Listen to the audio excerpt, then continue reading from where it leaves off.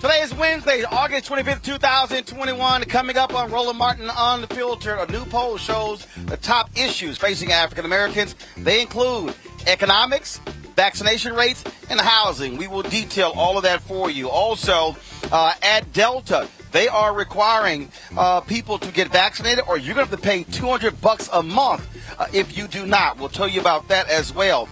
Also, the billionaires have gotten richer in the pandemic.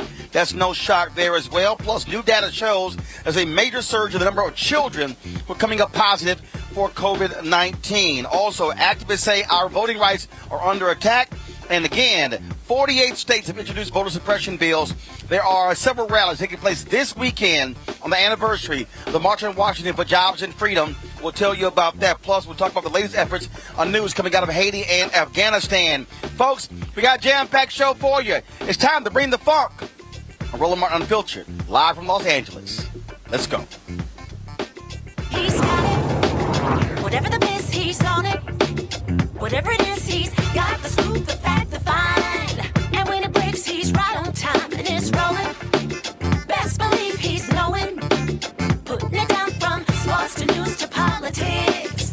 With entertainment just for kicks, he's rolling. It's on go, roll, roll, y'all. It's Roland Martin, yeah.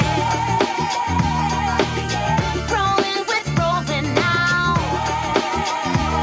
He's funk, he's fresh, he's real, the best, you know he's Roland Martin now.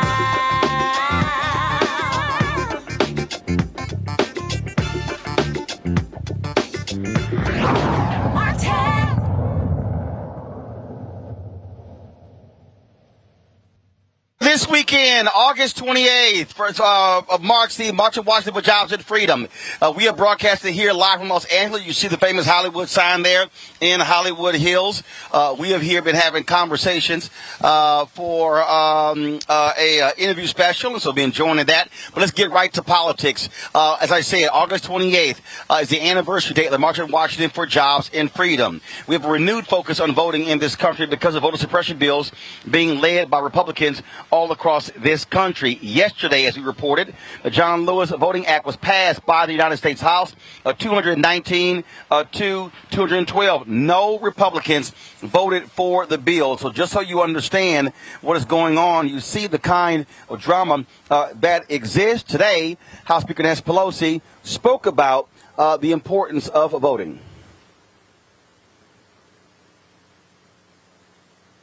Lewis, John R. Lewis, Voting Rights Advancement Act, we honored our own oath of office. So we proudly stand before the Capitol of the United States, committed to our oath of office to protect and defend the Constitution and the people of the United States, respectful of our pledge that we make each day of liberty and justice for all. That there, of course, is House Speaker Nancy Pelosi, of course, speaking at that particular news conference, folks.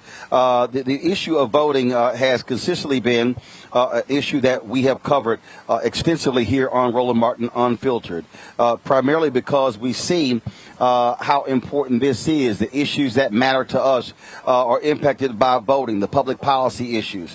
What you also have, you have folks who really have not wanted or desired for our folks, African Americans and others, to really speak to these issues. They have not wanted them to really confront these issues.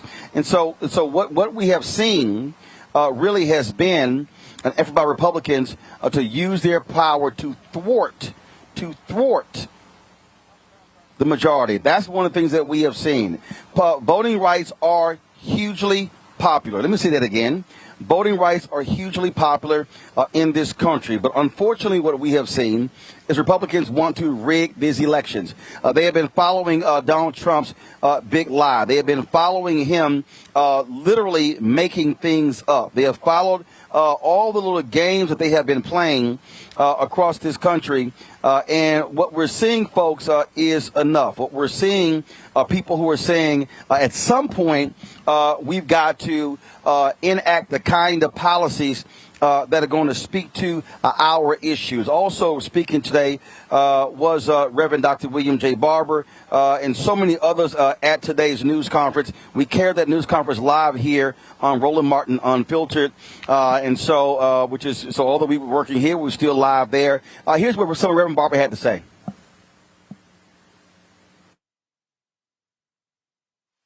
We know that this Congress can keep faith with them. Thank you very much. Thank you. Members of the media, you've heard it clear from all of these moral leaders, the Poor People's Campaign, from Black Voters Matter, Transforming, all of these. Here's the agenda. Hold the line and hold it together. End the filibuster. It cannot be used as a modern-day interposition and nullification. That's right. Pass the For the People's Act fully that John Lewis wrote.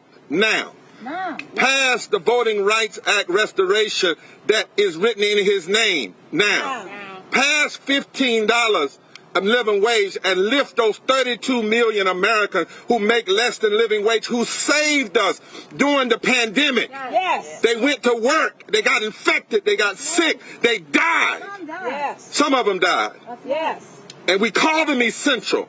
Treat them like it. Right. And raise that living wage.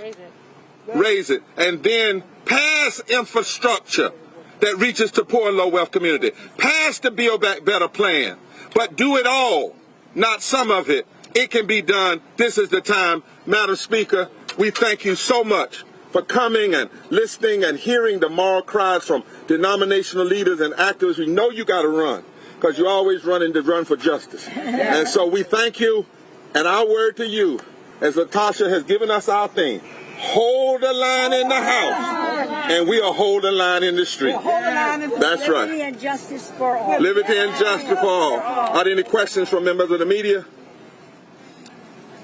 If there aren't, all right, you saw Reverend Barber. You saw Reverend Barber there address Latasha Brown, co-founder of Black Voters Matter. She joins us right now on Roland Martin Unfiltered. Always glad to have you on the show, Latasha. And so what was that theme that you laid out? We spoke with Leader Pelosi to let her know where we want her to hold the line in the House, that the Senate has not been able to get the job done, and there needs to be additional pressure that the infrastructure bill, as it's laid out, when we're talking about the Republicans and there's bipartisan support, then we've got to make sure that there is the kind of support that we need to get a voting rights legislation passed. And so we asked, we met with her around an hour and a half prior to the press conference and really laid out some of the things that we were concerned about, but also wanted to encourage her and ask her to hold the line on the infrastructure bill. There cannot be an infrastructure bill passed where we're talking about physical infrastructure in this country while we allow the political infrastructure to collapse, while we allow democracy to collapse, where people are punished because of the way that they voted in this last election cycle, namely Black voters. Black voters came out in record numbers and voted in this last election. And so what we are sending a message loud and clear, and we wanted to ensure Leader Pelosi that if she holds the line in the House and force them to deal with the federal legislation on the voting rights, that we got her back. We will hold the line in the streets because we want to make sure that we see federal legislation to protect our right to vote. And the thing here that we keep talking about here, why there has to be sustained pressure. We simply cannot have folks say, Joe Manchin of West Virginia, U.S. Senator, Kristen Sinema of Arizona, they're not going to move. So, you know what? Let's give up. And you got some folks, and let me be real clear, you got some folks on the civil rights side who say, all this protesting and stuff, that's performative. Bottom line is, what happens in the streets affects what happens in the suites. Oh, without question. Name any major legislation that Black people have received or major change in this country that there was not some element of protest that led the ground and created the space for it. The bottom line is that has been a part of our participating in this democracy. That protest is just as much a part of democracy as policy making. When we talk about policy, oftentimes when we see policy without people, it doesn't work. A prime example of that is, we know that Brown versus Board of Education was 1957. And most schools were not desegregated until there was sustained pressure in the streets where people in their local communities, people like my own mother, who actually in 1965 had to integrate a high school in Alabama. It takes our actions to make sure that the policy that we want, that is sustained and it is in place, and that we actually send a message that we're not going to go anywhere. So what is happening this weekend? Go to my iPad on Sunday. You have the Make Good Trouble rally taking place at the Lincoln Memorial. Of course, Black Voters Matter, Until Freedom. So many others are going to be there. Guys, go to my iPad, please. All these groups are going to be there on Lincoln Memorial. So tell us about that particular event. What time is it starting? And if folks cannot attend, how can they actually see it? So thank you, Roland. We are in the same spirit. This has been a long, hot summer. We've been out protesting the entire summer. Organizations have been leading this fight on voting rights, but we also want to send a message loud and clear that we don't just care about voting rights. We care about criminal justice reform. We care about gun control. We care about reparations. We care about an economic policy that's going to lift up Black people in our communities. We care about making sure that we have affordable housing. And so as a result, what we are having on August the 28th, this Saturday, from starting at 10 a.m. to 4 p.m., we will be at the Lincoln Memorial, where we're saying that there's unfinished business in this country until we can freely and fairly vote, until we can vote in a way that just because we participate, we can't be punished, but that there is federal protection, until our communities really receive the kind of resources that we need, we deserve, that we're going to continue to ask and call for this Congress and call for political leadership to make sure to meet our needs. And so people can join us on this Saturday at the Lincoln Memorial. We'll be there from starting at 10 a.m. in the morning, all throughout the evening. 4 o'clock was supposed to be the end, but we'll be there throughout the evening. You can come. We'll have even COVID testing on site. And some people will be able to get vaccinated if they're interested in that. And so what I want to just offer is people can join us live. There are 30 buses in 30 different cities that are coming that they can actually join us. Go to goodtroublerally.com and you can get a free ride to DC and free housing. goodtroublerally.com. You can also join us virtually. If you go to our website, makegoodtroublerally.com, you can join and see it live. You can see it streamed live. Here you can go to our website. So please come join us. This is a moment for us not to commemorate, and not just to commemorate what our people did on the March of Washington, right? One of the biggest things what people may or may not know, in the first line of the list of demands that Dr. King and others actually had for the March on Washington was really questioning we needed this full agenda around jobs and justice, but it specifically called out the filibuster. And so we're continuing to say there has to be an end to the filibuster so that we can get the people's agenda passed. Oftentimes our agenda and our issues go to the back burner, particularly when we're talking about things like Afghanistan and war and global issues come up. Oftentimes the issues that Black people care about go to the back burner, and we're going to ensure that it doesn't, which is why on August the 28th, this Saturday, we will be at the Lincoln Memorial. Join us in person, or you can join us virtually. The point that they're making, and again, what I need people to understand, when we're talking about these voter suppression bills, we're talking about voting and the power of it, it's about policy. It's about policy. And so when Reverend Barbara and others at today's news conference are talking about the agenda, you have to link the agenda with voting, because the reason Republicans desire to pass these voter suppression bills is because they want to thwart the agenda. That's right. That's right. They want us not to link it. They want us to really get so discouraged with this voting process and suppress the vote that we'll just go back home. The bottom line is they're attacking the vote right now, Roland, not because we're losing, we're winning. The majority of Americans stand with us. Last year in these streets, we saw the largest uprising ever in this country. We have to really recognize that democracy, we've got to make democracy be real. At most in this country, it's been aspirational, but it has not been achieved what the Declaration of Independence lays out. And so it's important for us to make sure that we don't allow there to be a decoupling of the issues that we care about. We want, we deserve, we demand, we voted for criminal justice reform. And that's why we're going to push and continue to push and stand for the Breathe Act and the George Floyd Act. We need to make sure that people are getting a fair wage. When we talk about black women were the driving force in the voting base for the Democratic Party last year. However, 68% of black women are wage hourly workers who have been taking the brunt of what has happened in COVID-19, and most of them are not fairly paid, which is why we're demanding a living wage of at least $15 an hour. We cannot decouple those issues. There are political issues for us, and there are economic issues. There are structural issues. So when we're talking about an infrastructure bill, it can't just be a physical infrastructure bill. We have to make sure that we're strengthening the social infrastructure in this country, that our people don't fall through the cracks, and that we are protecting and strengthening the political infrastructure in this country, that black voters are not punished because we used our civil right and our human right to vote, and to vote on issues that are going to impact our community. Natasha Brown, co-founder of Black Voters Matter. Appreciate it. If I was not attending the SWAC MEAC Challenge and broadcasting live from Atlanta on Saturday, I would certainly be there at the Lincoln Memorial with y'all on Saturday. It's only one of me, can't be in two places, but we certainly will be there in spirit. Thank you so much. Thank you for having us, Roland. And thank you for all the work that you do to lift up this issue, issues that we care about. I appreciate it. Thanks a lot. Let's go to my panel. A. Scott Bolden, former chair, National Bar Association Political Action Committee, attorney in Washington, D.C.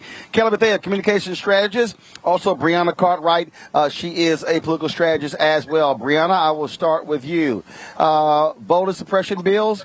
It's politics, politics, politics. At the end of the day, Republicans want to be in charge. They want to be in control. This is a desperate attempt to be able to suppress black votes, to be able to maintain their power, to suppress the votes of white voters in the suburbs, to suppress the votes of young voters as well. That's what we see at play, which is why Congress must do their part and pass these bills. Yes, absolutely.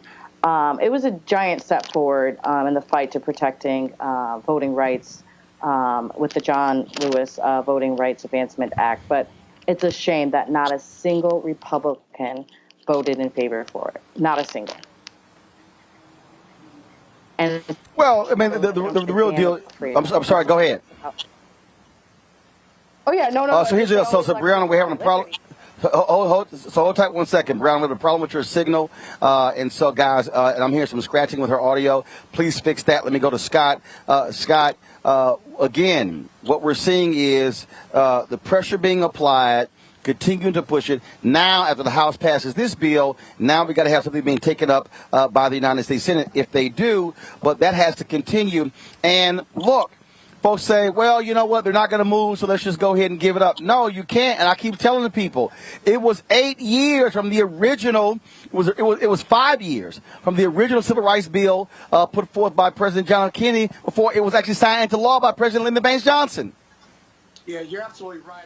And Roland, a lot of your analysis over the last 6 months has brought me to agreement with you. Protests have to continue. But the real challenge here is Republicans, Democrats. And it's in the Democrats' interest because of the 2022 midterms to pass this voting rights legislation now, not later. Because my biggest fear and the probability is that the midterms, the Democrats are going to lose the midterms if they don't pass this voting rights legislation. Sure, you got infrastructure, you got the budget and reconciliation budget and stuff, but voting rights is whether you link it or not, what is the president, what is Senator Schumer, and what is Nancy Pelosi, what are they prepared to do to get this done? because their energy is they can cut deals on budget reconciliation. They cut deals on infrastructure. They give folks that don't look like us in jurisdictions that don't have a lot of people that look like us all of these economic and infrastructure goodies, if you will. But what are they going to do about cinema? What are they going to do about Manchin? And what deal are they going to cut to get this done or to get rid of that filibuster? Because it comes down to what are they going to do? So I hope my colleagues who are out there in the streets fighting and the head of the organization, I hope that in those meetings, they're saying, we need you to do A, B, and C. And if you can't do A, B, and C, I'm sorry, you're just not with us because you don't value the black vote and you don't value voting rights if you got the power to change and you won't take that step. There's no excuses anymore. Otherwise, the midterms are up for grabs and the Republicans are going to be back in control. Kelly, they're having marches in multiple cities across the country, not just Washington, D.C. And one of the reasons why that makes sense is what people don't even realize, there were actually multiple marches around the country in 1963. Reverend Jackson was actually arrested at a march in North Carolina. The thing here is that you have to continue to keep people activated and involved and engaged so they don't become complacent.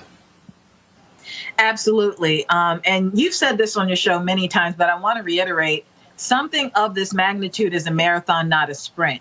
But in that same vein, you also have to realize that, especially Democrats have to realize that compromising on this bill, frankly, isn't much of an option. I understand what Scott was talking about and what are we willing to give up. But when it comes to this bill specifically, there's no wiggle room. I mean, it's as lean as it possibly can be as far as voting rights are concerned. Nothing should be left to the wayside when it comes to this bill. So, like you said, I understand when you're saying, people need to just keep pushing and, your gas just needs to be on the pedal. But at the same time, in doing so, there's no room for compromise with this. Other bills, maybe, but with voting rights, you have to be steadfast. And Democrats who aren't black also need to understand that. There's just no wiggle room here. This is a matter of our voices being silenced because your voice is your vote. Your vote is your voice. And what Republicans are trying to do is to literally silence us. And this bill is trying to give us the megaphone that we earned, frankly. So anything other than what's in the bill as is, nothing else matters. This bill as is needs to pass, period. The thing that Scott, and we're trying to get Breonna back. The thing, Scott, here, when we talk about the next steps, you made the point. You're absolutely right. Democrats, if you don't move on this, you actually position yourself to lose in 2022. But the other deal is, if you also, one of the reasons why you're going to lose if they pass the bills and there's no pushback, and you're going to lose because the people who you need to come out are going to be pissed because you didn't push back and pass your own laws. Exactly. And you further run the risk, right, that black folks don't come out because you didn't do what was necessary to pass the Voting Rights Act bill, and then they get disillusioned. You run that risk. And then Democratic leaders will blame black people for staying home. But this is a partnership. We got you elected in 2020, right? You promised us that our values and our votes would be met with an agenda that supports black America and an urban agenda. And when you don't pass the Voting Rights Act and you demand that we come out and we overcome voter suppression to get you back elected, what's the equation there? What's the payoff? What's the political consideration for me doing it all over again when you had a chance to pass this bill? We begged you to do it, but you weren't willing to get arrested for it. You weren't willing to end the filibuster. You weren't willing to cut a deal with West Virginia senators and Arizona senators. And so what's the payoff? What's the payback? The payback is, and it's a huge risk, Roland, that black people won't show up because they're disillusioned because the Democratic Party certainly didn't support them after we came out in droves. It is a real risk here, and we need to be demanding these leaders who have power, while we're on the streets fighting, these leaders that have power, they cut a deal on the Budget Reconciliation Act. They cut a deal on infrastructure. They need to cut a deal or link voting rights to one or two of those bills, or to put it as a priority, because really their political future is at significant risk. They don't believe it, quite frankly. They think they can get white voters to vote for them because of infrastructure and all these other things they got going on. But historically, we know that's not the case. That racism and racism, as well as how they vote, white people vote, that the Democratic Party is talking to them about the working class and all these issues, but they don't believe that the Democratic Party is talking to them. They think they're talking to people of color like me and other protected groups, and so therefore they're going to continue to vote for Republicans. We haven't won the white vote. The Democratic Party hadn't won the right vote since Lyndon Baines Johnson, probably. And so as a result, we've got to understand that this isn't a black issue. This is a Democratic and a United States of America issue. And right now, our Democratic leaders are acting like this is a black issue, and we'll get to it later. You know, and one of the things, Brianna, that I find to be very interesting is I'm looking at our chat discussions, and I'm seeing people talk about, the number one issue that we should be talking about is reparations. Okay, so here's the question. How many Republicans voted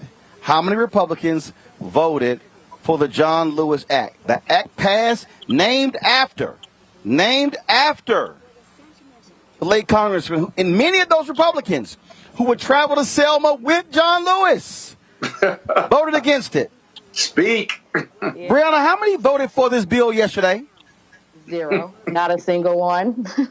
0. So to all of the people who are yelling reparations must be our number one agenda, I need y'all to explain to me that you ain't got no chance on the Republican side. 0. So the only pathway is a Democratic side. So if you don't vote, then how are you going to get something passed? See, that is like 2 + 2 really is 4. Absolutely. So I think that we still need to fight for reparations. I do think that we've built enough of our side to pass something. And fortunately, we don't need the Republican side, but we need to unite as Democrats. And I do think that, going back in regards to the John Lewis bill,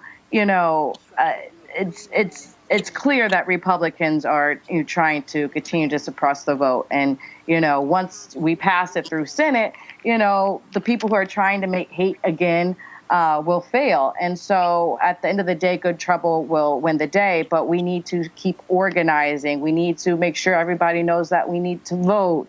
All these things are very, very important in galvanizing and unifying our side.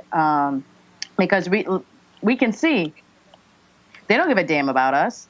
And so, we need to make sure that we're accountable to our people and focusing and making sure that we get this passed, making sure that we get other things passed. I'd say reparations. I say our high student loan debt. Republicans are telling their constituents, aren't telling their constituents the truth about wearing a mask and getting the vaccine, right? But they're out here trying to pass Jim Crow voting laws. And it's just for us to inform people on that. And while we have the majority, get stuff done. We're not trying to go backward, but really, especially as Republicans are going to try to reclaim power in 2022, but really go strong in getting what we can done now. Again, and so let me see the point I'm making about reparations argument. Reparations is a policy. Mm-hmm. Equal pay, absolutely. Policy. Federal contracts, policy. Housing, policy. And so you can't act as if politics plays no role in policy. So voting goes hand in hand with policy. And I'm telling you, Scott, I really think we might have to bring back, conjunction, junction, what's your function, and Saturday morning civics lessons with the cartoons, because it's amazing to me how many people really don't understand public policy. Yeah, well, they stopped teaching public policy and constitutional law in the grade schools, and how you get a bill passed, and all the good things in schools, and that was to our detriment. But you got to be able to count too, right, Roland? On top of that, your public policy, you got to be able to count. Well, I can count, right? I mean, I wasn't great at math. I became a lawyer, but I can count. That was like the base. What do you mean? I'm sorry. I think somebody was talking. Scott? Anyway, Okay, hold on. We got some talk. Yeah, Scott, go ahead. I can certainly count, and I would make this prediction, Roland, and tell me whether you agree with it or not. If you pass the Voting Rights Act bill, right?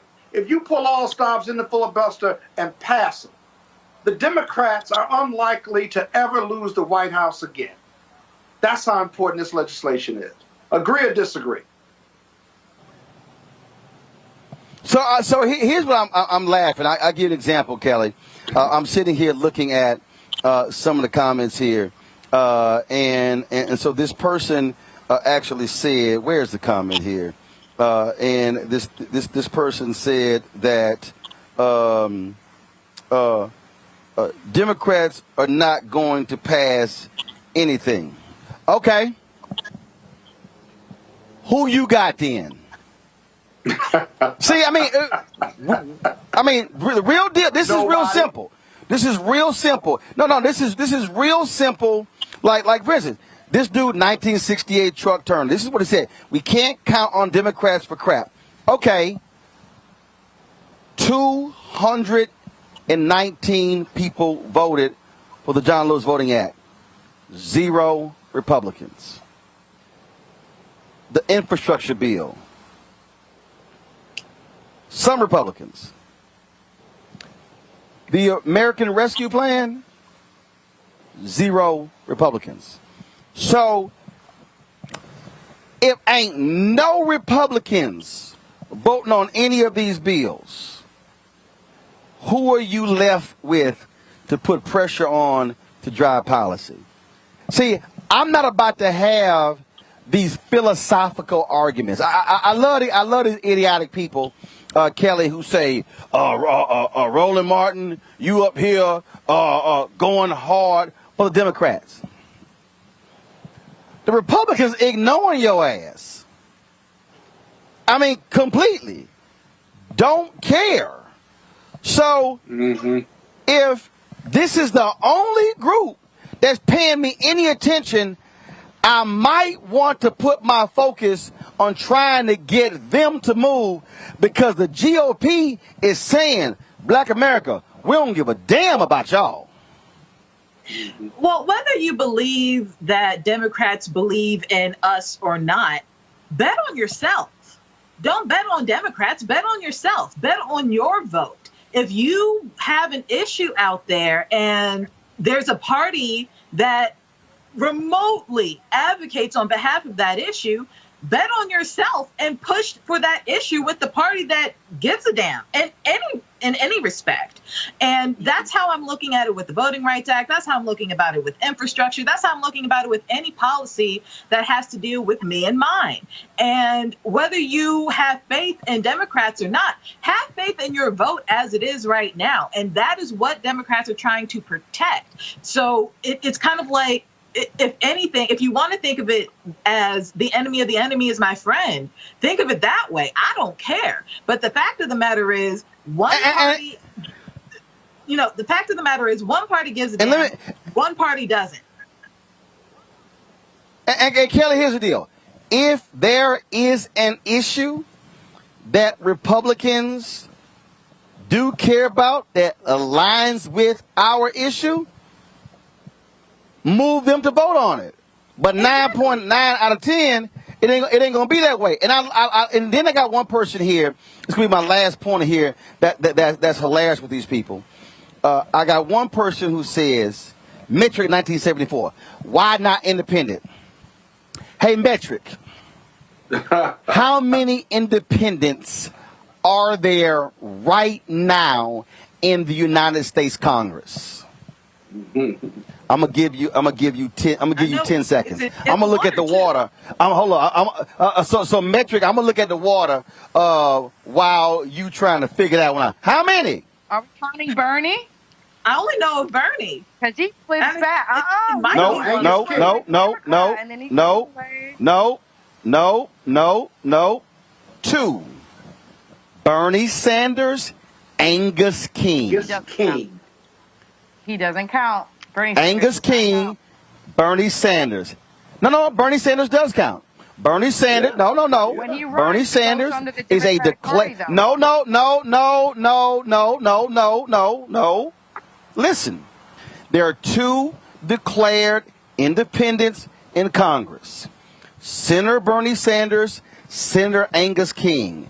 Now, per the U.S. Senate rules, you have to pick a caucus on who to caucus with. Exactly. King and Sanders, they caucus with the Democrats. I'm just simply saying, technically, there are 2 independents. The point I am making to these people who yell, holler, and scream, independent, the only independent candidate in the last, 32 years that got any substantial support, which H. Ross Perot in 1992. That's it. This is not Jesse Ventura, who ran for governor of Minnesota and won on the Reform Party banner. Perot ran again in 96, got fewer votes. Prior to Ross Perot running, it was John Anderson in 1980. That's it. So I know it sounds cute. I know it sounds wonderful, Brianna. People go, we need to create our own party or go independent. The reality is this. There are 2 parties in America. There's the Republican Party. There's the Democratic Party. It's 2. And so if you're going to get anything that's you're going to deal with that political process. And then you got these folks like this fool Sean, stop following these boomers. They are a joke. Well, Sean, if millennials and Gen Z get off their ass and vote like boomers, then you ain't got to listen to boomers. Brianna, go ahead. Well, as a millennial, I advocate that we are listening and trying to get others out. I think. No, Brianna. Are millennials voting their numbers? No, they're not as well as we can. But Brianna, that's my point. I'm saying if millennials don't want to listen to boomers, outvote the boomers. Mm-hmm. I hear Makes you. Sense. I think that we had the largest. See, I see. Hold on. I love how Brianna like. Damn, I don't want to have to concede it because I know he right. So let me try to sit here and I want to. Brianna, you over there struggling like, ooh, I don't want to have to concede his point. Go ahead and concede it. I'm Gen X. I'm just simply stating, boomers vote. Boomers ain't wishy-washy. They go and vote. And what I'm arguing is, if millennials and Gen Z voted their numbers, we ain't even having this voter suppression conversation. We sweeping all of them out of office. Go ahead. Brianna, go ahead. Well, I would also say that I would like boomers not just to vote, but also to stay engaged and organize and actually do the work. They are. Okay. You about to. I don't think they. No, you wrong. Hold up, Brianna. Now you new to this show, Brianna, you new to this show. But so right now, you done walked into dangerous territory. Because here's the reality, Brianna, that simply is not the case. The folks who show up to school board meetings, the folks who show up to county commissioners meeting, you talking to somebody whose parents are 74, they work the polls. Okay, I can tell you right now, you can go across this country to any city, any black community, and do you know who you're going to see showing up? It's going to be some 55 plus, largely sisters who are showing up. Yes, some young folks are turning out. Yeah. Oh, no, working the polls, showing up to meetings. That's actually who is the most. Yes. Okay, Brianna, I don't know. Oh, girl. Hold on. Brianna, what city are you in? Southville, Michigan, currently. But girl, come on now. You know doggone well when you go to Detroit, you're going to see some boomers who. Come on now. Let's be real here.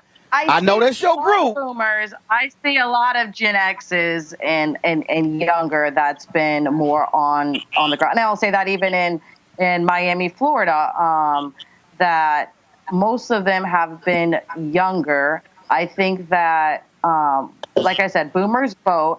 I just don't think they have been as engaged on ground lately. I haven't, I think that it's been the opposite in my experience, that boomers vote, and unfortunately a lot of the millennials and the Gen X's, they were at the protests.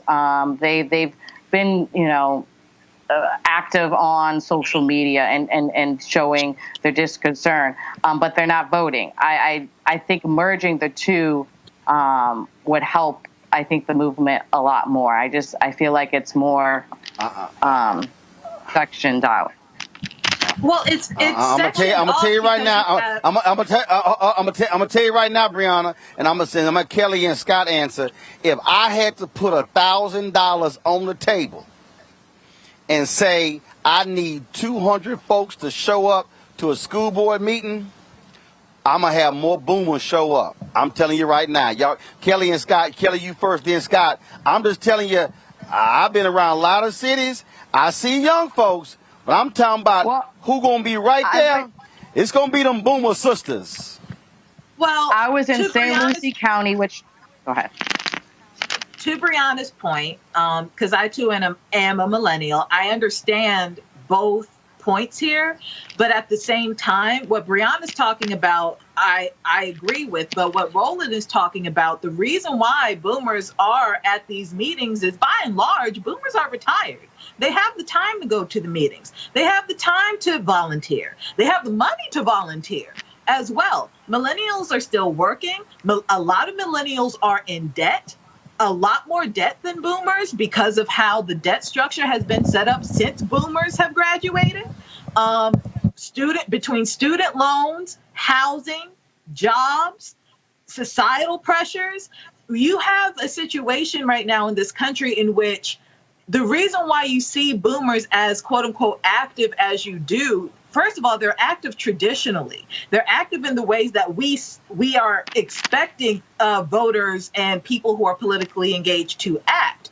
But the problem with that is because they still believe in this system. Millennials are kind of against the tide in that regard. The reason why you don't see them voting is because in a millennial's mind, objectively, what do they see? What have they gotten as a result? We are right now on this show talking about how people need to stay in the fight because right now Democrats don't look like they're willing to fight for us. So that's the dichotomy of it all. That's where the two clash. So I understand both. I wanted to express that. Right.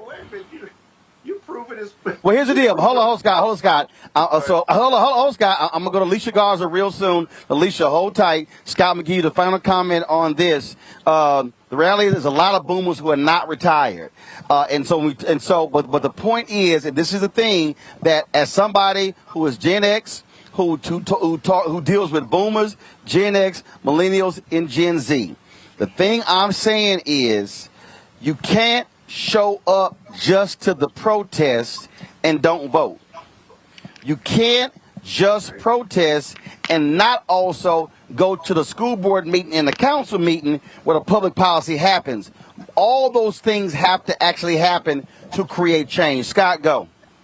Well, the boomers certainly had mortgage debt, and they're still out there volunteering. But I'm going to say something that isn't going to be very popular. But my experience with the Generation Xers is boomers were asked the question, how can I help to make things better? And my experience with Generation Xers is they say, what's in it for me? What's in it for me to vote? Because what I see, I'm not happy with. And so this sense of entitlement, political entitlement, that's an important question, don't get me wrong.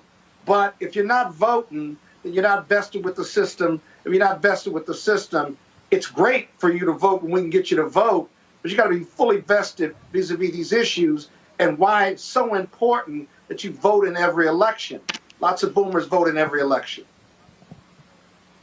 And that's why we talk about those issues. There's a new national poll done by Black to the Future and Social Analytica where they talked to black respondents, and they made it perfectly clear that economic relief, vaccination rates, as well as housing crisis are the most important issues facing African Americans. And so among this group, President Joe Biden has a high approval rating of 78%, Vice President Kamala Harris at 75%. Also, the top four priorities, 41% say they'd like to receive $2,000 monthly relief checks to pay for utilities and food. 36% want to see minimum wage increase $15 an hour. 28% want to see the administration address structural racism and white supremacy. And 28% want the administration to do more to protect voting rights. 55% of black people say they have gotten at least one dose of the vaccine. 85% of blacks over the age of 65 report say they are partially vaccinated. And so the top reasons people say they are not getting vaccinated, 58% say they need more time to see if the vaccine works. I don't know what the hell you're waiting for. 29% say they don't have transportation to go get vaccinated. 25% say they don't have a vaccine delivery site near their home. 24% say they are not sure that the vaccine is free of charge. It is free. Joining us now is Alicia Garza. She's a principal with Black to the Future Action Fund. They conducted the poll. Interesting results here, Alicia. And I want you to weigh in again what we're talking about. You've got voting, you've got marching, you've got folks who want to change public policy, but you can't change the public policy unless either you change the minds of the existing politicians or you change the politicians. It's just you have to do both. We have to actually have a multifaceted strategy. And for us at the Black to the Future Action Fund, part of what we're trying to do here is place pressure on politicians who are making decisions about the issues that impact our lives every single day. We're incredibly concerned. And the reason that we did this poll and that we'll continue to do these temperature checks every 2 months is because what we're finding, right, is that there's not enough engagement with our communities about the things that we're experiencing or about the things that we want to see. And so we want to make sure here that Black voices, Black communities are being represented. And the way to do that is not just to wait for them to come to you, but to make sure that you're in their ear every single minute, talking to them about what's important to you, talking to them about what you want to see them do. And then when election time rolls around, if they are not doing what it is that you want them to do, you take them out and you put somebody else in there who knows that they need to be accountable to you. This poll is so important because it is showing that what Black communities across the country want to see is progress. You know, we've heard a lot of conversation happening recently about bipartisanship. We get it. But we also know that sometimes bipartisanship can be used as a cover to not be bold. And what Black voters did in November and in January was delivered a mandate. And alongside that mandate, we also delivered Democrats power. And so what we want to see happen from here is for them to use the power that we delivered them to make bold changes that are going to impact not just our communities, but everybody across the board. And that's what's important here. We really want to make sure that bipartisanship is not used as an excuse to not make progress and to not be bold. You'll see here in this poll that the Black people that we polled said, We don't want the filibuster to get in the way of progress. So if the filibuster is getting in the way, let's get rid of the filibuster. We understand very deeply that the filibuster and other procedural rules have been used to further entrench racist policies. And so we want to see those kinds of barriers removed.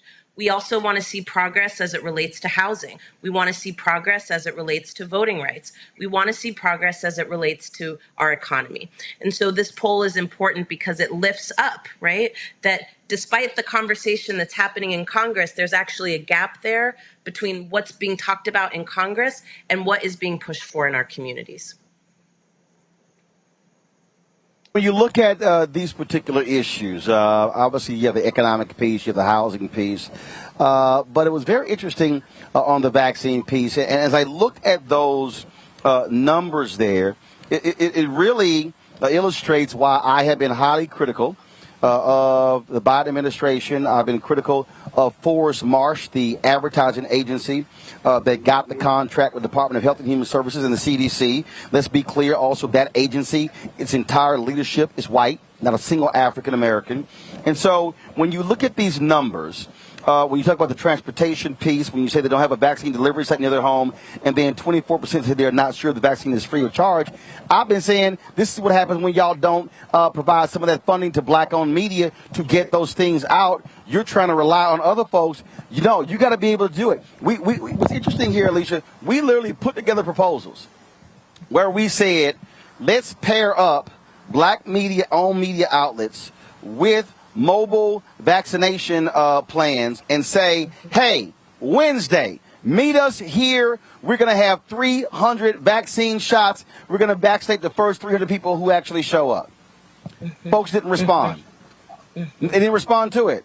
And then all of a sudden it's like, oh, now we realize that we need to have a more targeted approach. And this is part of the problem. When you have folks who are not handling business, and then you see these sort of responses, which goes right to why you have low vaccination rates among African Americans. That's right. Well, there's a lot going on here, Roland, and you're absolutely right. There's a huge information gap that is literally placing black communities under duress and under attack.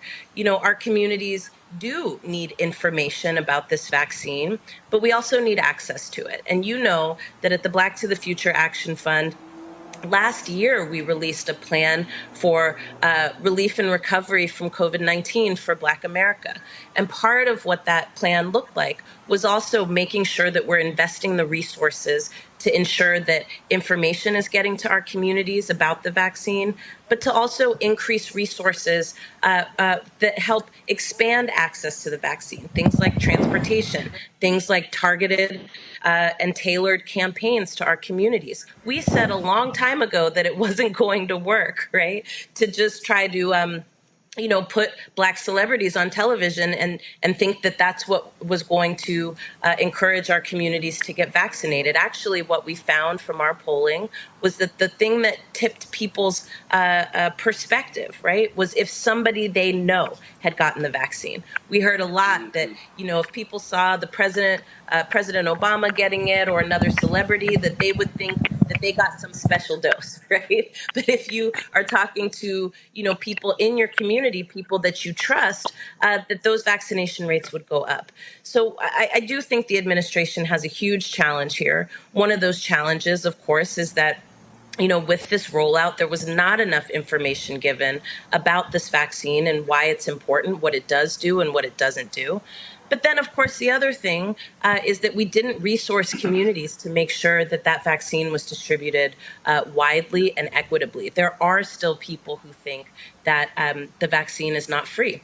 There are people who think that, they're getting injected with COVID. There are people, right, who say that their number one barrier is that they can't actually access a site where they can access the vaccine. And then, of course, right, we didn't do a lot of information about the effects that you will have with the vaccine. So we told everybody to get the shots, but we didn't actually go into resourcing or helping people better understand what those side effects might be. So we do have a big issue here. And unfortunately, because this was in a lot of ways used as a way to demonstrate the effectiveness of this administration, I do believe that there were many shortcuts that were taken, and we are all now reaping the consequences of those shortcuts. Questions from our panel. Scott, you're first. Hi, Scott. Thanks, Roland. Scott Bolden here. On your list, if you pull that list back up, I thought it was interesting that the reasons that black folks weren't getting it were completely different than the 50% of America, those who are Republican, what their reasons are. They don't trust the source of the government. They don't trust the government. They don't trust the source of the private company, or politically they're Republican and they don't trust anything. If you compare that list to that group, clearly black people, if they have access to the vaccine, based on your research, they would get the shot. I think only a small percentage said they needed to learn more about it. Am I right about that? That's correct. I mean, so here's what we're facing here. Unfortunately, what we find, again, is that prior to this pandemic, the infrastructure in our communities was already weak. And then when you add on top of that a global pandemic that's putting extra pressure on already weak infrastructure, of course, you see the gaps emerge. And here where we're seeing people saying, I would do it if I had transportation. I would do it if I had this. These are reflective of longstanding issues in our communities. Mm-hmm. And so I do think it's important for us to kind of acknowledge, right, that racism plays out in all of these different ways. I say to people all the time, racism is not about people being mean to each other, and it's certainly not always about people burning crosses on your lawn, right? Racism is about power and who has it and who doesn't, and it is a mapping of power. And so when you look at kind of all of these reasonings and the differences in the reasonings between what Republican respondents might say about why they won't or haven't taken the vaccine and what black folks are saying, right? And black folks, obviously, largely Democrat, then you see actually some of the racial disparities that influence the decision making that black communities have access to or don't. Exactly. Thank you. Next question is Kelly.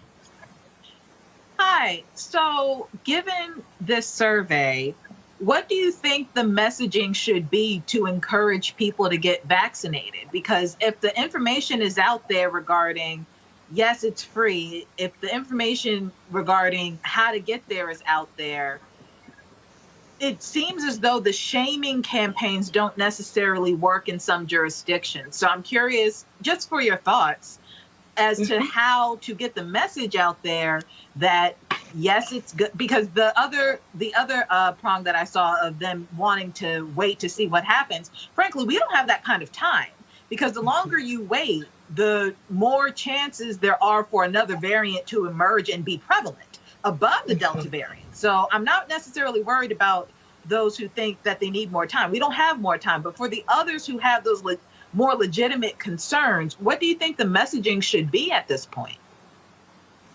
I actually think it's bigger than messaging right now. I think it's actually about putting resources in communities and making sure that people have access to those resources. So I think that the federal government needs to work with state and local governments and set up transportation. We know that we've got, private companies like Uber and Lyft, right, that are doing free rides to clinics. But we actually need more than that. And we need to not just be relying on the corporate sector, right, which is largely unaccountable to government. We need to rely on government to invest resources to make sure that there is transit in communities that people can access. We need to make sure that there are more vaccines in communities where black folks are. And we need to make sure, right, that the access to that is unfettered. I'm here on the East Coast this week, and with the new mandate that people need to bring their vaccination cards, lots more people are trying to get vaccinated. And they're showing up at Walgreens and they're showing up at CVS and they're being told they don't have any more vaccines. So imagine what that looks like, right? That was in Soho in New York City. So imagine what that looks like in a place like Enfield, North Carolina, right? Imagine what that looks like in a place like Birmingham, Alabama. We've definitely got to stop talking about it and actually place the resources in people's communities so that they can get to it easily, quickly, and effectively. Brianna. Yeah, so I do want to touch on the concept of people stating, let's figure out, or I don't know enough about this, or let's wait for time. And so addressing that, I did my own research, right? So I didn't have the whataboutisms and stuff like that. And it was under my impression, which I would love to hear more of what you know, but the mRNA technology has been studied for 3 decades, and it's not new, and that they use it for other human therapies, and there just wasn't a way to create this vaccine because there wasn't enough money. But once this pandemic happened, it opened up the floods for this, for the ability to complete the work. And we know now that Pfizer is FDA approved, and Moderna's finished submitting their application to be FDA approved. And really what cemented it for me is that when you get the vaccine, right, it puts the mRNA particles in, and after 24 hours, it's completely gone from your own body, and the foreign stuff is gone. And so the ingredients that the vaccine has creates your own, what your own body makes, and that's what stays. So it's your own body. And so we already know what the long-term effects of COVID happens, and we haven't seen any long-term effects with the vaccine. And my great-grandmother, who I'm blessed to still have with us, has been through 2 a while now, about to get her booster shot this month, her 3rd booster shot this month, and nothing's happened. And I personally know people who've died from COVID. So I would like for you to talk a little bit more about, how we've had this technology for 3 decades, and this just didn't happen overnight, and how, we convey more of that to people who are thinking that this was too quick. Yeah. Well, I think it's an important question. And I do want to make the point that, when there is an information gap, in this day and age where there is a ton of misinformation and disinformation, conspiracy theorists, right, including one that we had as a president, it creates room for people to fill the gap of what they don't know. And I think that this is something that is important for us to understand. Misinformation and disinformation campaigns are also not new, and they are targeted at Black communities in particular. Roland, I saw you this week giving Busta the business about the way he was using his platform to spread misinformation. Had to do it. It's a lot. It's a lot. And so here's what I think we need to do. Earlier, Roland, you were talking about Schoolhouse Rock. And I do think it's important, right, that we are making this information as clear and as crisp as possible. None of us are doctors, right? And so it's hard to grasp some of the technicalities of the thing. But I do think what we need to be able to do is explain to people in very simple terms what this does do and what it doesn't do. And they need to be able to hear that from people that they trust, people that they don't think have an ulterior motive or agenda. And unfortunately, I think what we're seeing is that we have a lot of different messengers because people don't know our communities, and so they're using approaches and tactics, right, that might work for white folks, right, but they don't work for us. And so we've got to shift that. I will also say here that, we have to also be honest about the vaccine. So I read an article this week in Yahoo News that said that actually the vaccine regimen was always supposed to be 3 shots, but that they were actually rolling it out and trying to get it out there so quickly because there was so much devastation that they were just kind of rolling with the 2. And that's important, right? People I know, once they started seeing other folks getting the shot and people were experiencing side effects, it was scaring them. Nobody was actually saying to you, hey, in that second shot you take, you might, feel sick or something for 24 hours. So what we're going to do is we're going to incentivize employers and business owners to give people a sick day so that they can go and get vaccinated. These are the kinds of solutions that we need to address. And it really involves, right, taking a look not just at people in general, right, using a neutral approach to communities, but really targeting what is going on in various communities and what are those barriers and how do we overcome them. What's happening in Black communities is unique and specific, and so we need to tailor solutions to particular constituencies to make sure that we're successful. We have been saying this for a long time. Between political campaigns to, social outreach about social issues, you cannot use a race-neutral approach when it comes to Black communities. It just doesn't work. All right. Alicia, where can people actually go to actually see all of the poll? You can go to black2thefuture.org and check it out on our website. We will also be doing these polls every 2 months. And so you'll be able to see in real time how opinions are shifting or changing and how the issues and priorities that we care about are shifting and changing. We really want to make sure that we're keeping you up to date. So visit us at black2thefuture.org. All right, then we certainly appreciate it. Thanks a lot. Always glad to have you here. Whenever y'all have your information, all you got to do is let us know, and we'll put it out there so the public is getting real information and not getting medical advice from Busta Rhymes or Tank. Lord have mercy. Thank you, Uncle Ro. I appreciate it. Thanks a bunch. Folks, got to go to a break. Before we do so, let's hear from our partners with Seek.com.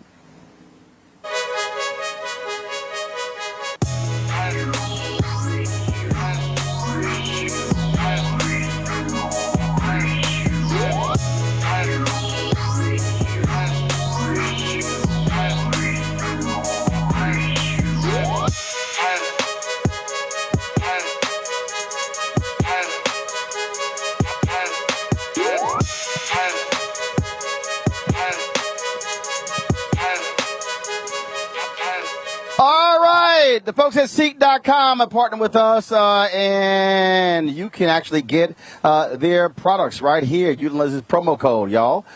Graphic, please. Graphic. Thank you very much. If you want to get their headsets, of course, they're 360-degree headphones, which you can use for gaming, also for music. Unbelievable sound. The bass is crazy. You also have virtual reality headsets that you can also get to allow you to watch the virtual reality content on Seek.com. All you got to do is go to CEEK.com and use the promo code right here, RMVIP21. RMVIP21. Seek.com, of course, is founded by Sister Mary Spio, and so we certainly believe in supporting Black-owned businesses. And when you purchase the headphones or the VR headset or both, a portion of the proceeds come back to Roland Martin Unfiltered. And so that's how, when you support our partners, they support us. So please go to Seek.com and check out their products. Got to go to a break. More of Roland Martin Unfiltered, broadcasting live from Los Angeles, California. Back in a moment. I believe that people our age have lost the ability to focus the discipline on the art of organizing. The challenges, there's so many of them and they're complex. And we need to be moving to address them. But I'm able to say, watch out, Tiffany. I know this road. That is so freaking dope.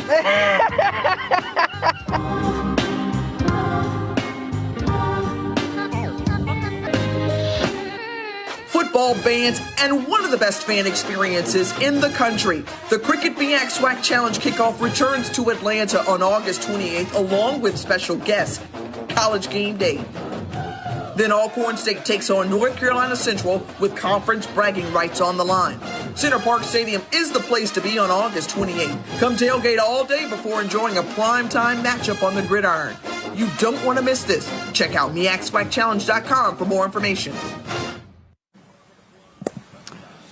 And And, of course, folks, join Roland Martin Unfiltered in Atlanta Friday and Saturday for the SWAC MEAG Challenge. Friday, we'll be broadcasting live from the Atlanta Braves baseball game. We'll be hearing from the commissioners of the SWAC and MEAG, plus school presidents and other great guests. On Saturday, we'll be from the Coca-Cola fan zone at the stadium where the game is taking place. We'll be broadcasting live. Some great things going on. Tigger's going to be spinning. They got some chefs out there with the Coca-Cola kitchen. We're going to have some phenomenal stuff for you. Plus, we'll be live streaming the halftime show and the concert after the game. Check out Roland Martin Unfiltered on Friday and Saturday. And we thanks all of this in partnership with Coca-Cola, the SWAC MEAG Challenge. We'll see y'all there. On August 28, 1963, my father led a march on Washington. He had a dream. He had a dream. A dream. I have a dream that one day this nation would rise up. Rise up. Rise up. Rise up. And live out the true meaning of its creed.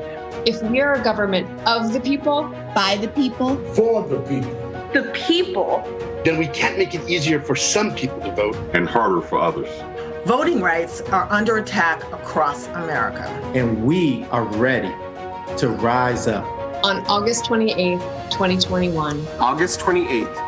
58 years to the day after my grandfather led the March on Washington. People all over America. In Atlanta, Washington, D.C., Miami, Houston, Phoenix, and cities and towns across the country will join together in the same nonviolent, nonpartisan spirit of Dr. King. To tell our elected officials we won't wait any longer. We need federal voting rights protections for every American. Every American. Every American. We need it now. Join us at marchonforvotingrights.org. And on August 28th, march with us. March with us. March with us. March with us. And tell your elected officials if they stand for democracy. It's time to walk the walk. Hi, I'm Teresa Griffin. Hi, my name is LaToya Luckett, and you're watching Roland Martin Unfiltered.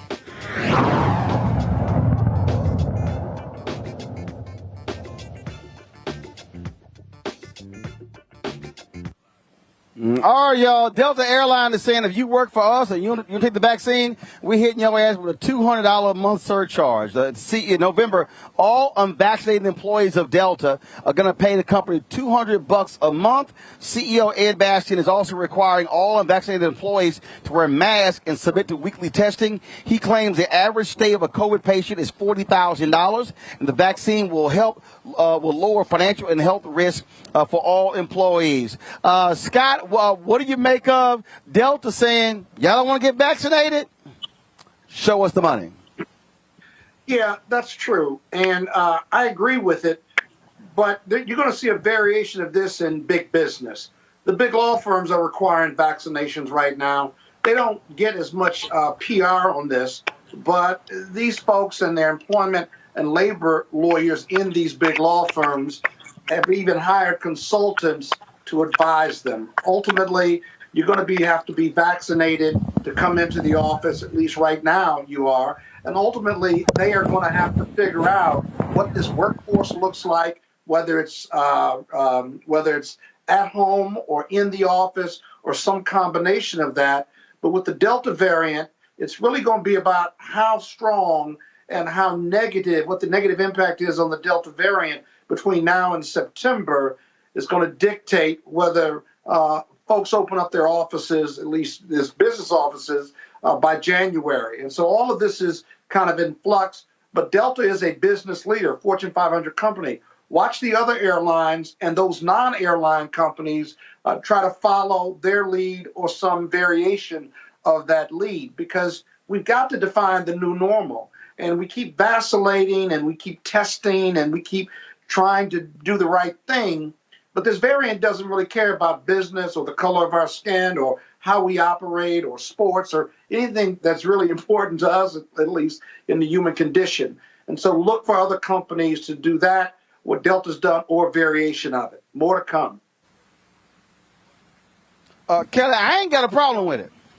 I ain't got no problem at all with Delta. If these folks want to sit here and run their ass around unvaccinated, hit them in their pocketbooks. And so all the other people talk about, oh no, it's your right, it's your freedom. What he's really saying is, guess what? You unvaccinated and you get sick, and then the insurance company got to pay that money. You also can cause insurance premiums to go up for other workers. Exactly. But I mean, I don't have a problem with it either. I think in the article it said each employee of Delta that contracted COVID not only was unvaccinated, but it cost the company $40K per person to get them treated through their insurance policies and whatnot. So this is a smart money move, but it's also just a public health move. I mean, you're talking about people who are up under other people every day. Why would you not want to protect yourself with, viable solutions? Not talking about the stuff that you shoot up horses with, not talking about Clorox like the last president said, an actual vaccine that has proven results, that is backed by science for you to not die from a disease. Like, it is not that hard of a decision to make. And the fact that corporations are not necessarily making the decision for you, because you have the choice whether you can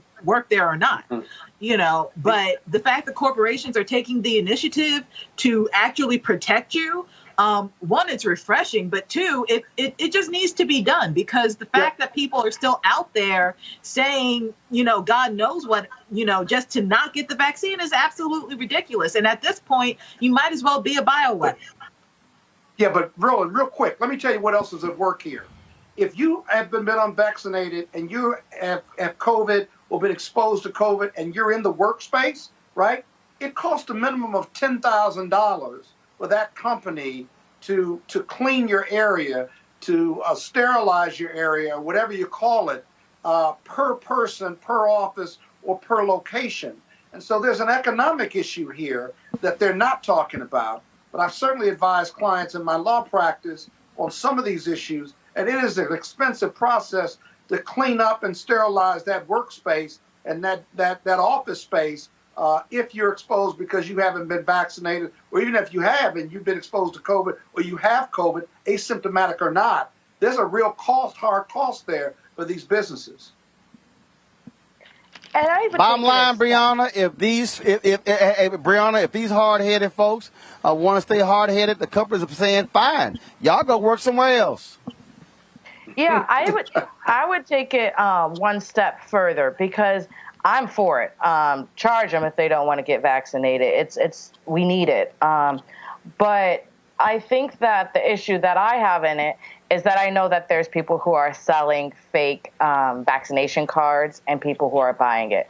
So not only is it, would I like to see companies encourage the vaccinations to occur and seeing the vaccination cards, but have those frequent tests for their employees and making sure that they're not coming to work sick, that they're still wearing masks, that they are properly cleaning. I think that, we just because we're now getting vaccinated, I think we should still upkeep the standards of cleaning. I really like that we have started to learn how to clean more our public spaces. And I just don't want us to get comfortable not only saying, yes, we need to get vaccinated, but we need to get vaccinated and still do these other things, wear a mask, clean our spaces, get tested very frequently. It's just not, get vaccinated and show us your card and then we're all good. Well, here's the deal. I think the way companies can confront that whole deal is say, these are company-approved vaccination locations. Or what major companies like Delta should do is say, we're going to have vaccination days at the office. And so that way, you know for a fact that it's actually happening. You know for a fact if it's Moderna or Pfizer, they got to get 2 shots. And so you know for sure exactly that those cards are real. I think that's one of the things that you're going to actually see happen coming up. And that is, do you have these certified locations to be able to sort of control the fraud? Yeah, I like that Roland, idea. I agree, but Delta is in a different space too. Remember, they're part of the tourism industry. They're on the front line with these employees, whether they're pilots or ticket folks or they're in the executive branch. Every one of them is vitally important to the business model and the business bottom line. There's a financial incentive for them to take really hard-line positions once they get behind a vaccination program, or they're charging people if they're not vaccinated. So don't forget, this is a business financial decision for Delta, and you're going to see other airlines either follow with some variation or not, and other big businesses. Absolutely, and so again, we'll be following that even more. Let's talk about this story out of New Orleans, where a newly released video shows a Louisiana state trooper brutally beating a black man weeks after another black man died in state police custody. This footage shows the trooper pummeling the black motorist 18 times with a flashlight.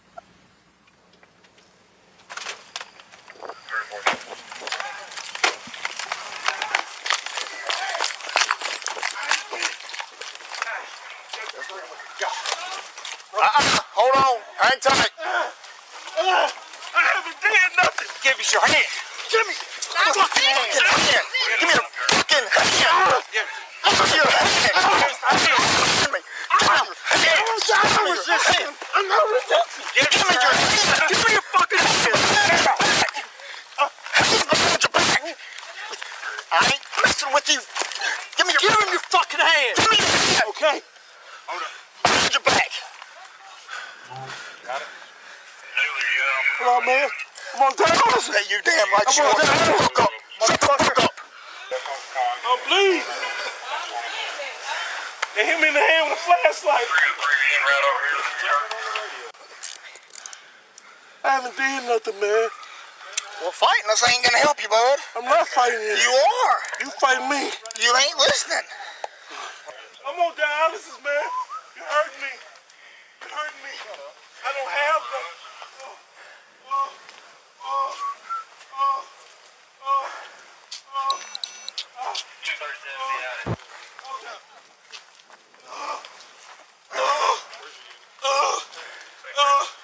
I haven't did nothing. So sad. Who stopped that?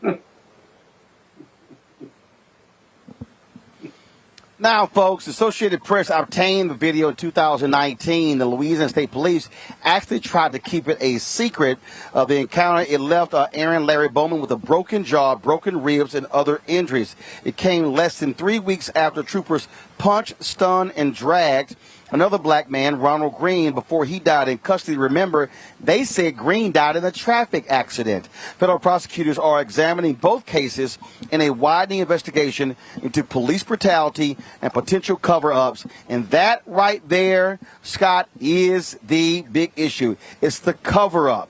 How the Louisiana State Patrol tried to keep it a secret.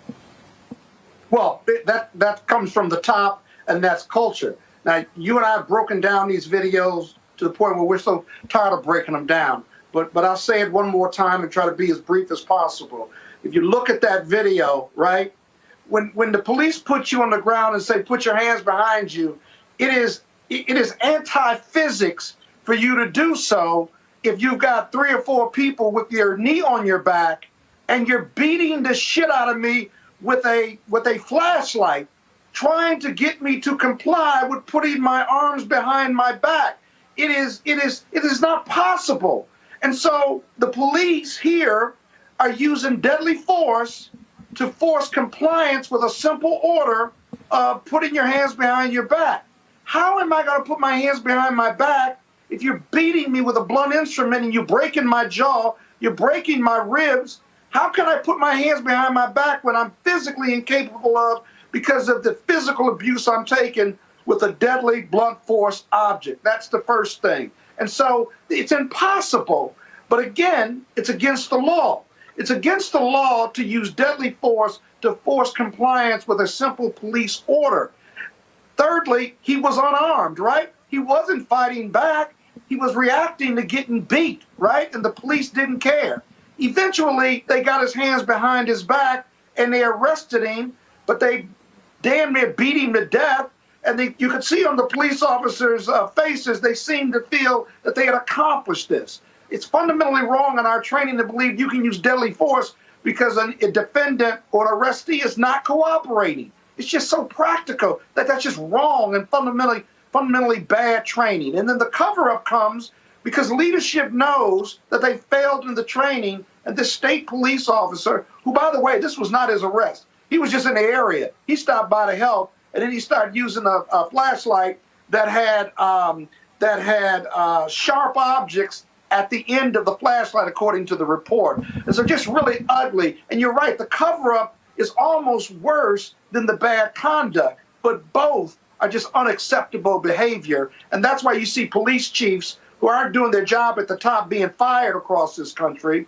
But for 2 years, they held on to this. Evidence has dissipated. Witness memories have dissipated. And so whether he gets charged or prosecuted, you got to hope that the evidence and the witnesses and their memories are still in lock and step, because otherwise the feds will have a problem proving this case. It's an awful video. One of the worst ones you and I have reviewed over the last 2 or 3 years on this show.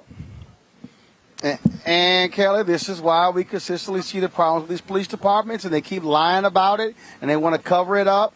This is why you got to have federal intervention, and why you got to come down hard on these police thugs.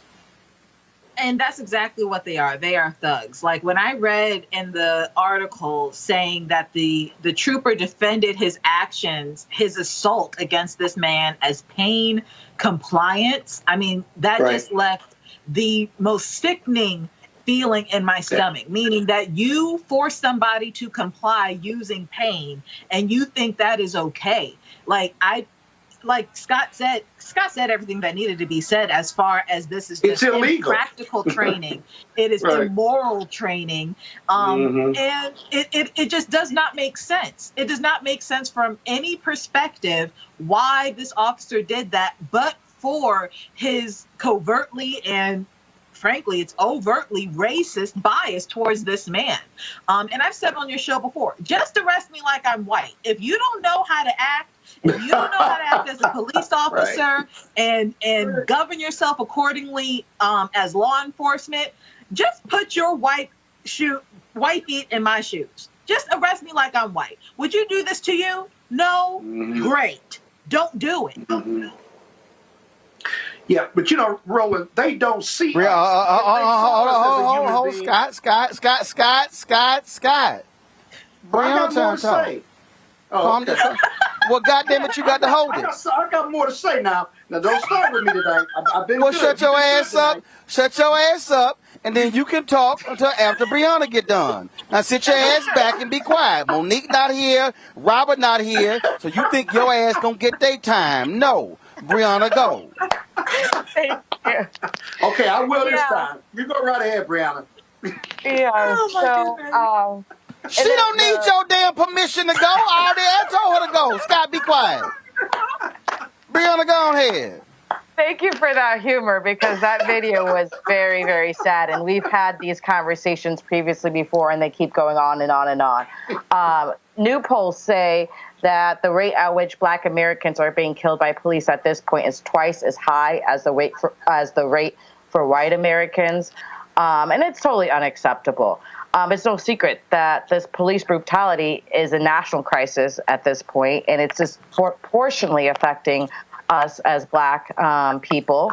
And, you know, that's why leaders like Senator Warnock and Barbara Lee are leading this fight for the George Floyd Justice and Policing Act. And this act would outlaw no knock warrants, which we've seen with Breonna Taylor, ban chokeholds, prohibit racial profiling, require the use of body cameras, limit the amount of military-grade weaponry that is used by the police. I mean, this will do so much more, but we really need to take out the military part of the police. And so it's important to pass the bill. And it's no surprise, as we've talked previously on this show, earlier on in this, just this one, that Republicans in Congress are fighting tooth and nail to destroy it. And they want to protect the police officers when they see fit. And so, but it's putting millions of our lives at risk, and everything's on the line, and there needs to be drastic change at this point. Absolutely. And so we'll certainly find out what happens next in this particular story as hell. Hey, appeals court has upheld the conviction of Dylann Roof. Of course, he was the racist white supremacist who was sentenced for the deaths of 9 black folks at Mother Emanuel in 2015. A unanimous federal 3-judge panel of the 4th U.S. Circuit rejected the arguments that Dylann Roof should have been ruled incompetent to stand trial in the shootings at Mother Emanuel. In 2017, Roof became the first person in the U.S. sentenced to death for a federal hate crime. Of course, he killed 9 folks at a prayer service at that time. Let's go to Miami, where the white Miami man who brandished a gun at a teen during the Black Lives Matter protest is asserting the stand your ground laws justify his actions. Mark Bartlett faces 5 charges of carrying a concealed weapon, 3 counts of aggravated assault with prejudice, and improper exhibition of a firearm for the 2019 incident. The protesters flooded the streets, and Bartlett got out of his car with his gun to confront the teens. Watch this. Don't touch me, don't touch me, you bunch of thugs! Fuck you, bitch! Fucking white ass. Get the whoa! Get the who did? That guy in the red? Yeah, right behind this guy. You ran over Fuck out of my here, you fucking piece of shit! You fucking losers! You ran over my foot! Fucking stupid niggas. You guys keep moving. Fucking dumbass fucking niggas. And this guy right Y'all trash. gonna be on the news. Y'all gonna make the news. That's fine. All right. Hey, fucking idiots. Y'all stupid niggas. Listen, you stupid niggers. Put that gun to my head, stupid bitch.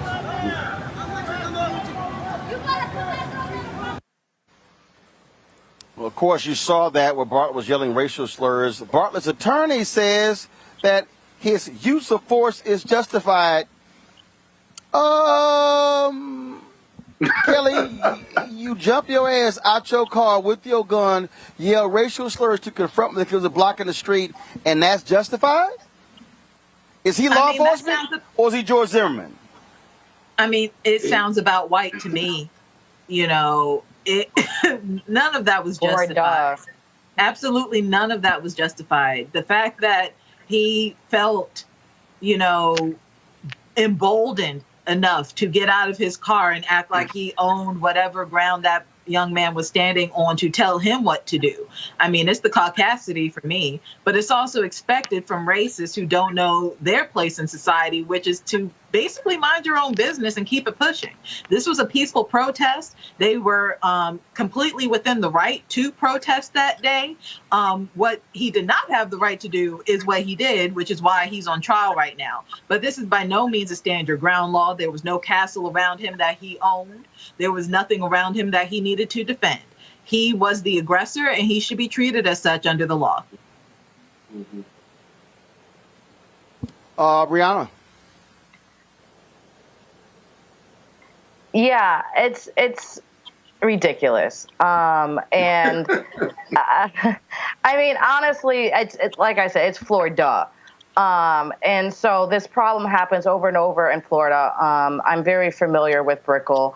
I actually was in the area during that time, and I don't know how he would get passed in this case, especially because of the racial epithets he was spewing.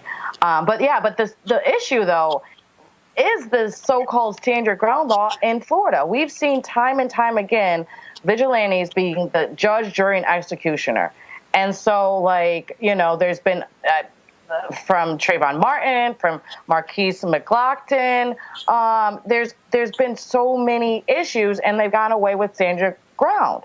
And, stand your ground has no place in a civilized society.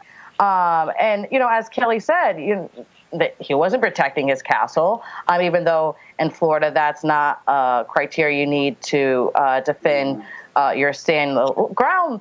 But it allows anyone to feel who feels afraid, which he shouldn't have felt afraid. They got out the car to murder and label as self-defense, to roll over someone's foot because they were in the way, and she had to go pick up the kids from soccer. And it was just, it bothered her and frustrated her because it took away her time.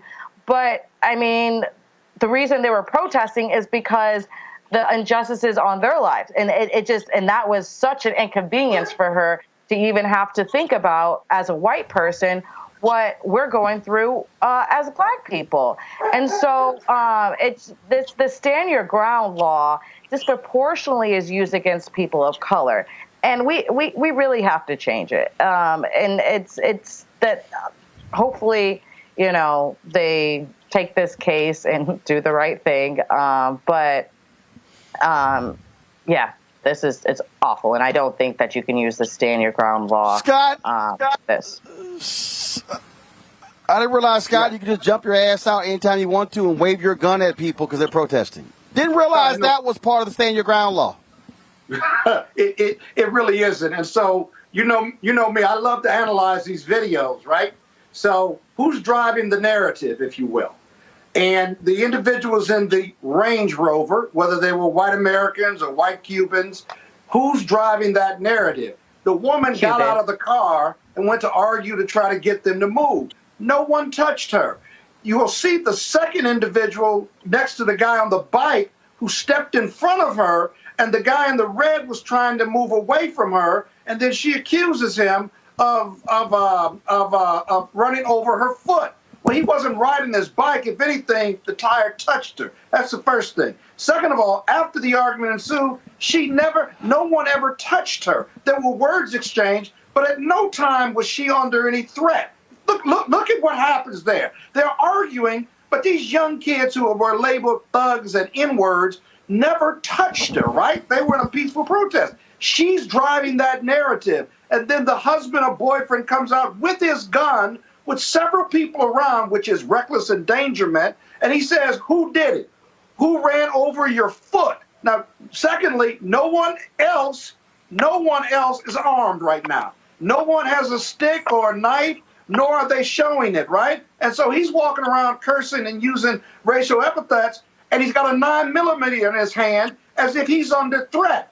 Well, he's not under threat. His white privilege is telling him he's got to do something to protect his girlfriend, but he's never attacked either, right? So I'm standing my ground, and I saw where the lawyer argued that there were these young toughs around, and they were banging on cars, and they were scaring people. That's not what this video was about at all. This was a very personal video because they wanted to drive down the street in the protest. Protesters were blocking the street.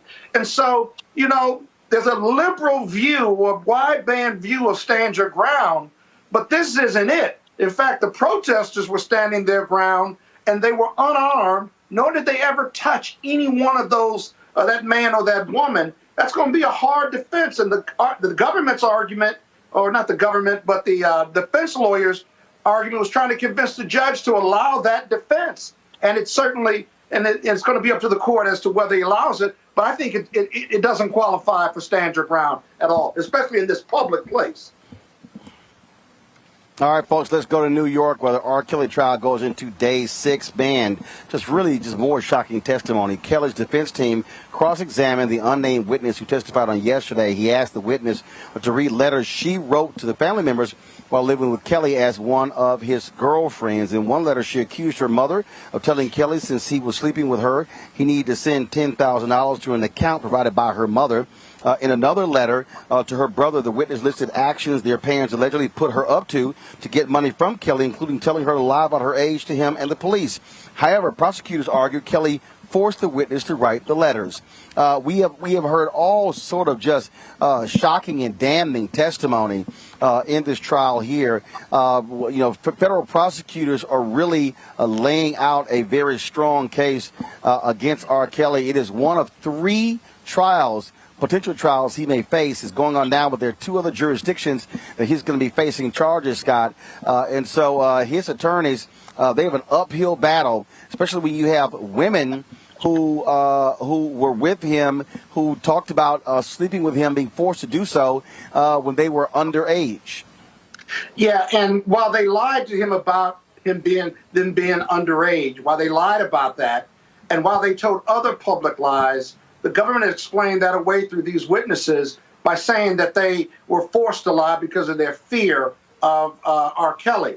Now, the defense lawyer has been cross-examining these witnesses. He's got to be careful now because he's got a charge whereby he had sex with these women and passed on an STD to them, which is against the law without putting them on notice. He's transporting younger people vis-a-vis statutory rape, whether they lied to him or not, in violation of what we used to call the Mann Act across state lines. And then that he has a racketeering charge where he has a criminal enterprise whereby he invites these women with a team of other people to either incarcerate them in their home, but also to transfer them across state lines, as well as to have sex with underage girls. It's a well-charged case against him. And while the defense can nip at the credibility, if you will, how these witnesses, how these women, these victims are holding up on the stand is really impressive. Even though they've lied before, they've explained why they lied. And even if you say they don't have credibility, the fact of the matter is the medical records show that they had sex at an early age, or as a juvenile, 1. But 2, the medical records show that he passed on an STD to them.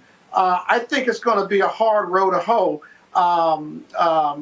to get around it, even if you're going to argue at the end with the jury that all of the women are lying, they all wanted money, their families wanted money, and he's in this position because of their greed and he wouldn't give them money.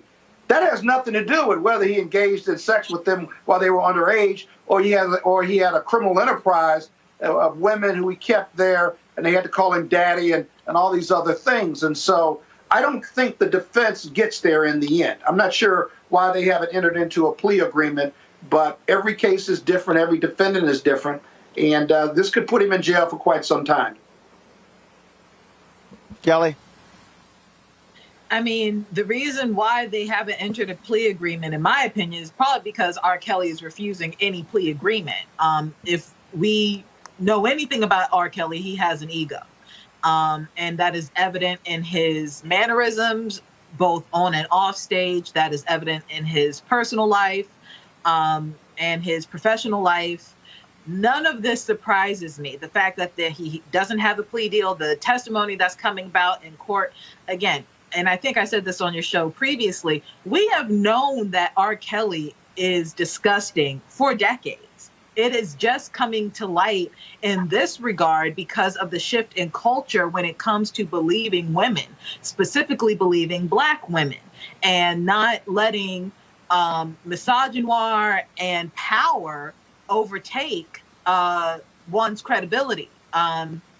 This man has a lengthy history of absolutely disgusting behavior towards women and young girls. And the fact that it is just coming to light, or rather just getting to court in this regard again, is really a tragedy and a testimony to how the justice system just hasn't looked out for these girls, how the justice system hasn't looked out for Black women.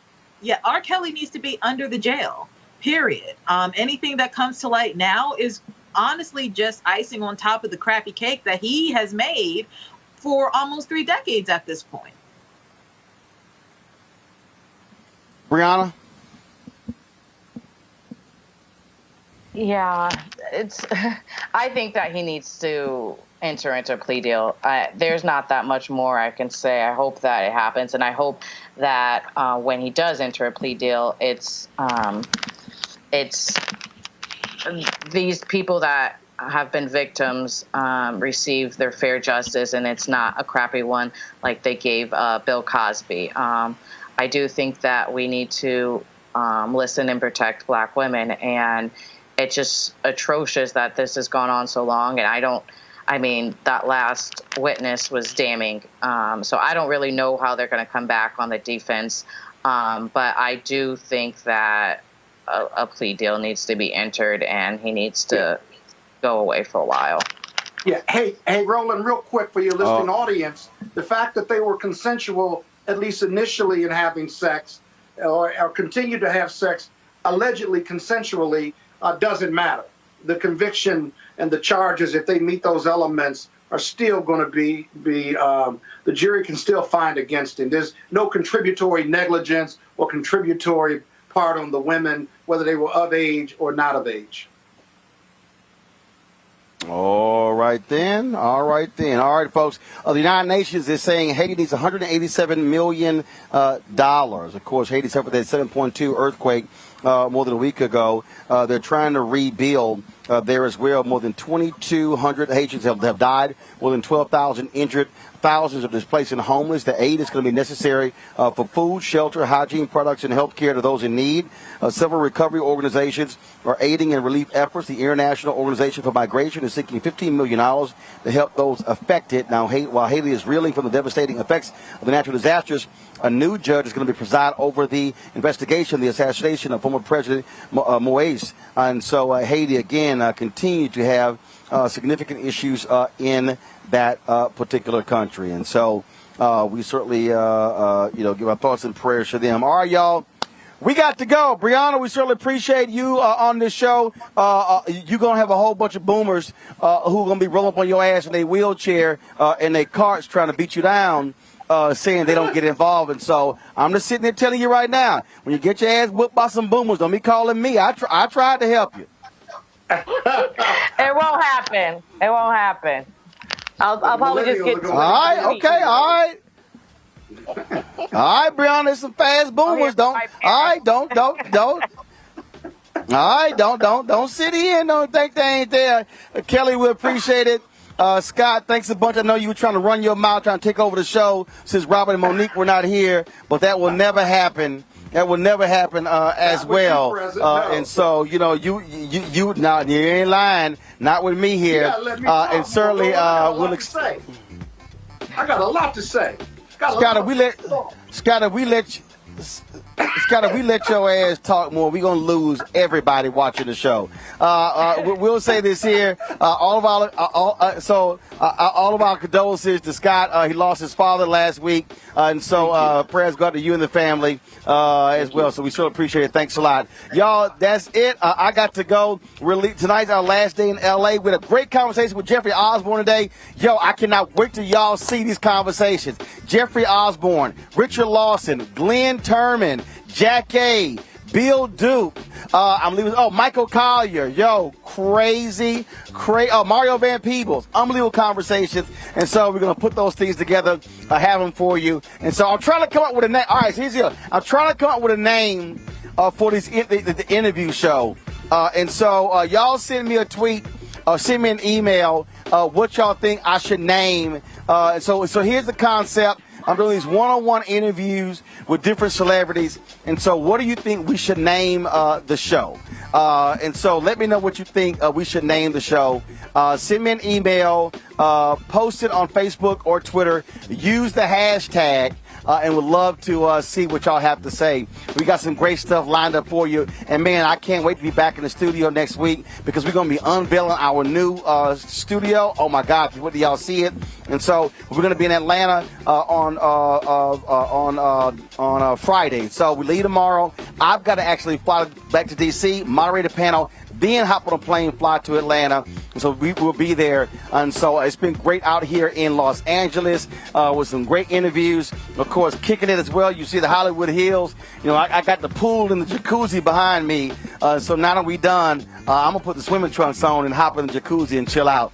And so I appreciate it. Thanks to everybody for watching this show. Don't forget, if y'all want to support what we do, every dollar that you give goes to support this show. I told y'all, man, we got some next week is just going to be unbelievable week. What we got to reveal. Also, let me show y'all this here. Let's see here. Where are we right now? with our people. And so right now we have 794,576 YouTube subscribers. We are 4,500 away from hitting 800,000. If you're not subscribed to our YouTube channel, please switch on right now. To subscribe to the YouTube channel, click the like button. But please support what we do by joining our Bring the Funk fan club. When you support the show, you are supporting the hiring of black crews, lighting directors. We support black businesses on this show. We thank folks like Nextdoor for supporting us as well. And so please, Cash App, $RM Unfiltered, Venmo.com/RM Unfiltered, PayPal.me/R Martin Unfiltered. Zelle is Roland at RolandSMartin.com, Roland at RolandMartinUnfiltered.com. That's it. I'll see y'all tomorrow. Roland Martin Unfiltered. Actually, Amisha Cross is going to be guest hosting tomorrow because I'm flying back. But I'm going to see y'all on Friday from ATL and the SWAC MEAC Challenge, courtesy of Coca-Cola. Man, we cannot wait. Holla!